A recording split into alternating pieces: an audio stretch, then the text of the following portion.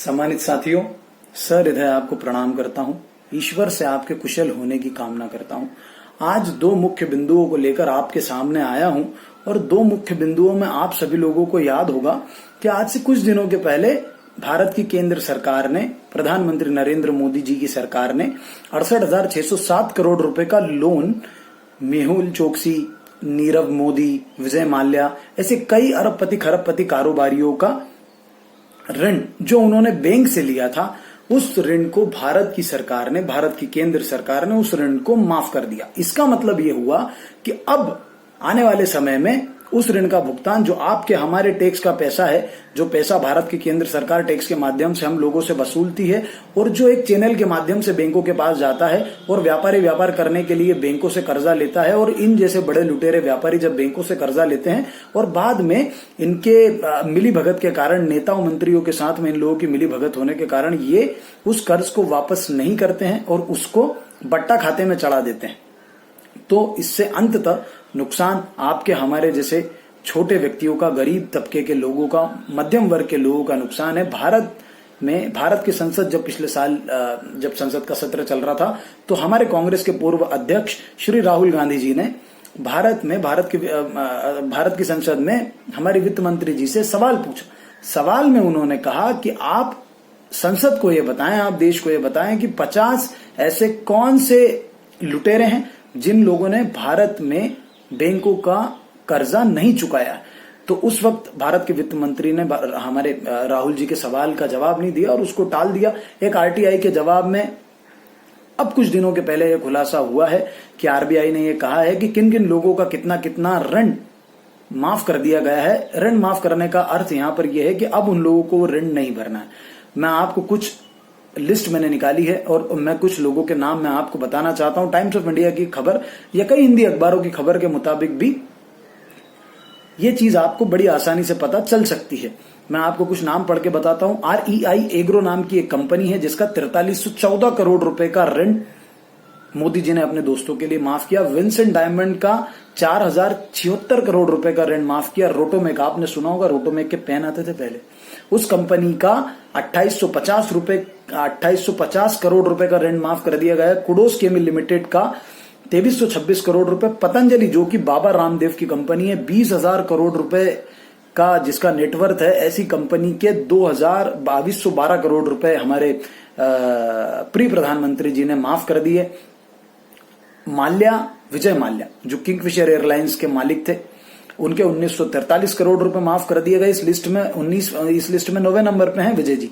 और चोकसी, मेहुल चोकसी जो है, जो गीतांजलि जेम्स के नाम की कंपनी चलाते हैं, उनके 5,492 करोड़ रुपए।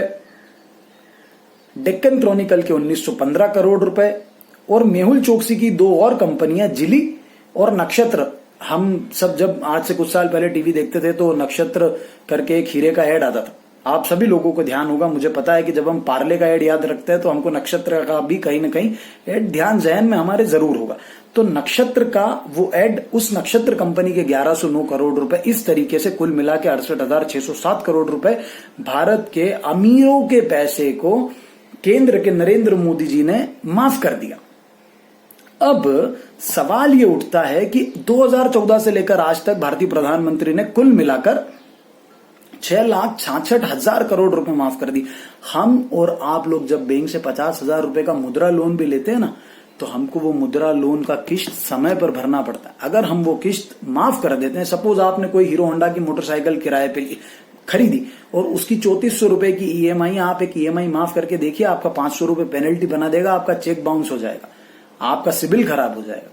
और उसके बाद आप जब बैंक में अगली बार लोन देने के लिए एक इंस्टॉलमेंट आपका ड्यू हो जाएगा और जब आप लेने के लिए जाएंगे तो बैंक कहेगा आपका सिबिल खराब है सर, आपने बैंक को समय पे पैसा नहीं दिया। लेकिन इन जैसे अमीर लोगों को, जिनकी साठगांठ नेताओं मंत्रियों से होती है, इन लोगों को ये लोन माफ भी हो जाते हैं और इनको फिर से लोन मिल भी जाते हैं। और ये लोन आपके हमारे पैसे का है, हमारे आपके टैक्स का है। चाहे आप डायरेक्ट टैक्स न भरे, लेकिन अगर आप एक लाइफ बॉय का 10 रुपए का साबुन खरीदेंगे ना, अगर आप 1 रुपए का नवरत्न के तेल का पाउच खरीदेंगे ना, तो भी आपको कुछ पैसे उस पर टैक्स का देना है। मतलब हर व्यक्ति जो किसी न किसी तरीके से कंजम्पशन करता है, उपभोग करता है, वो सरकार को टैक्स दे रहा है। तो ये केंद्र की नरेंद्र मोदी सरकार आपके हमारे टैक्स का पैसा इन लोगों के लिए खर्च कर रही है, लेकिन आपके और हमारे लिए खर्च नहीं कर रही। शराब की दुकानें खुलवाई जा रही हैं। जब आपको पता है कि कोरोना के समय में वायरस जिस गति से फैल रहा है, 49,000 के आसपास हमारे लोग संक्रमित हैं, हम थोड़े समय के बाद में काफी गति से आगे बढ़ते जा रहे हैं। क्या आपके पास उसकी कोई व्यवस्था है? क्या आपके पास उपकरण है, पीपीई किट्स हैं? क्या आपके पास में वेंटिलेटर्स की व्यवस्था है?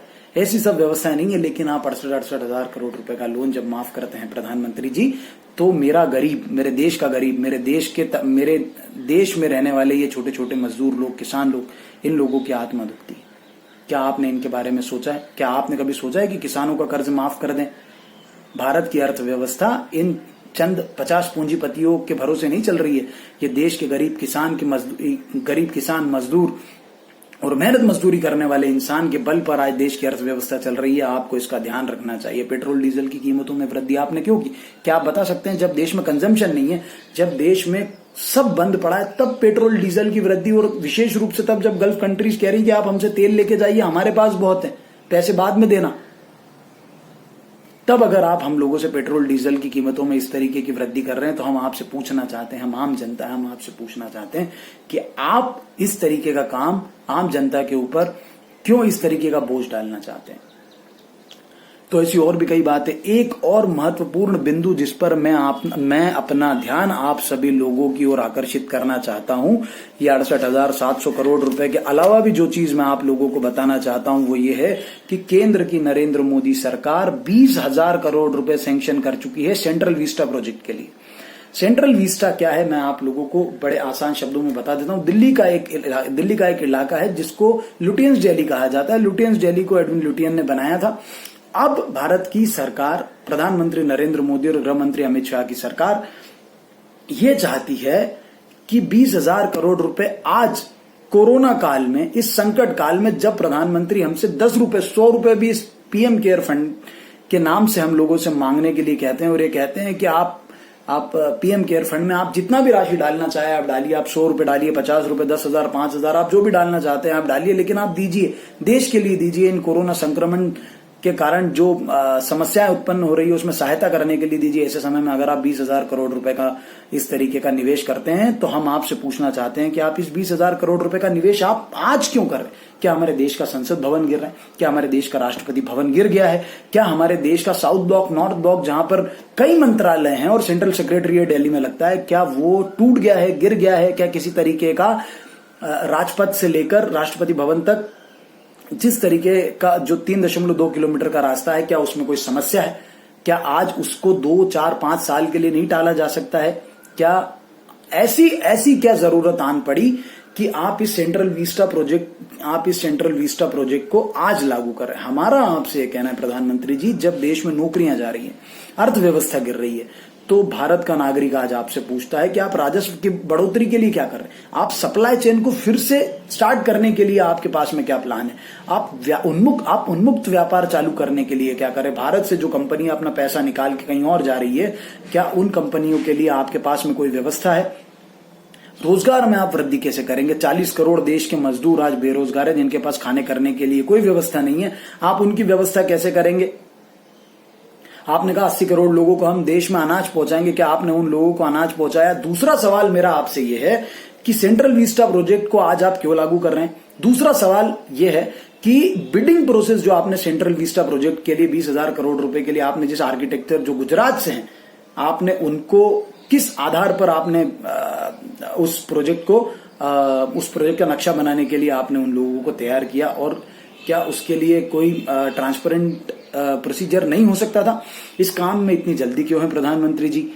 हेरिटेज बिल्डिंग को आप क्यों गिराना चाह रहे हैं? राष्ट्रपति भवन है, सेंट्रल सेक्रेटरीट, ये सारी चीजों को गिराकर आपको क्या मिलने वाला है? आज विशेष रूप से तब जब इंसान को 10 रुपए की भी जरूरत है, लगभग 20,000 करोड़ रुपए। दिल्ली में अगर आप अस्पताल बनाएंगे, तो मैं अपने सभी साथियों को, अपने दर्शकों को बताना चाहता हूं कि दिल्ली में एक व्यवस्थित अस्पताल बनाने की लागत 140 करोड़ रुपए है। 20,000 करोड़ रुपए का प्रोजेक्ट अगर आप चालू करेंगे, तो आप कम से कम पूरे देश में 130 से 140 अस्पताल सर्व सुविधा युक्त बना सकते हैं।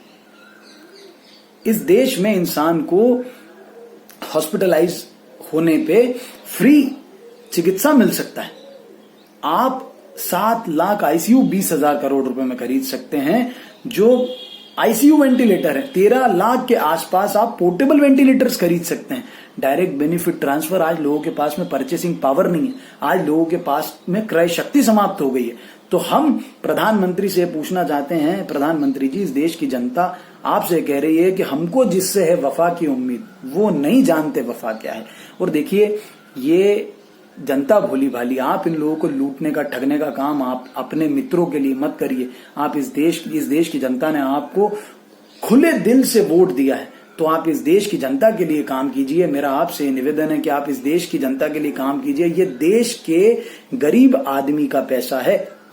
इस तरीके से आप उस पैसे को आप बर्बाद न करें। घर में नहीं है खाने को, अम्मा चली भुनाने को। लोगों के पास आज खाने के लिए पैसे नहीं है, आप कहीं और उसका निवेश करें। और एक चीज अंत में, मैं आपको इस सेंट्रल विस्टा प्रोजेक्ट के बारे में बता चुका हूं कि किस तरीके से 20,000 करोड़ रुपए में हमारे पास क्या क्या चीजें आ रही थी, और हम इसका उपयोग और कहीं पर कर सकते थे, विशेष रूप से तब जब हमारे पास में पैसे की बहुत किल्लत है। तो प्रधानमंत्री जी, हम आपसे कहना चाहते हैं, आज इस वीडियो के माध्यम से मैं अपनी बात आप सभी लोगों के माध्यम से भारत के प्रधानमंत्री को, भारतीय जनता पार्टी को और इन देश की सरकारों को, गूंगे बहरे संसद में बैठे लोगों को सुनाना चाहता हूं, ये कहना चाहता हूं कि तुम सूरज को चांद बोलो, दिन को दिन नहीं। तुम सूरज को चांद बोलो, दिन को दिन नहीं, और तुम्हारे झूठ को सच कहें, ऐसा मुमकिन नहीं।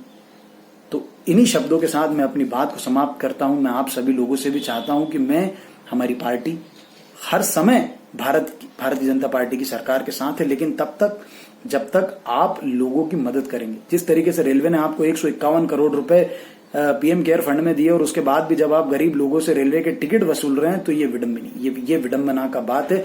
जब भारतीय राष्ट्रीय कांग्रेस की अध्यक्ष श्रीमती सोनिया गांधी कहती है कि कांग्रेस की हर राज्य की इकाइयां देश के मजदूरों को उनके घर तक पहुंचाने का काम करेंगी, तब जाकर इस देश की सरकार की आंख खुली है। तब हमारा काम आपको जगाने का है, तब हमारा काम हर जोर जुल्म की टक्कर में संघर्ष हमारा नारा है। ये हमारी पार्टी के लोग प्रतिबद्ध है। इस बात को लेकर मैं आप सभी लोगों से हाथ जोड़कर आपके कुशल मंगल होने की कामना करता हूं।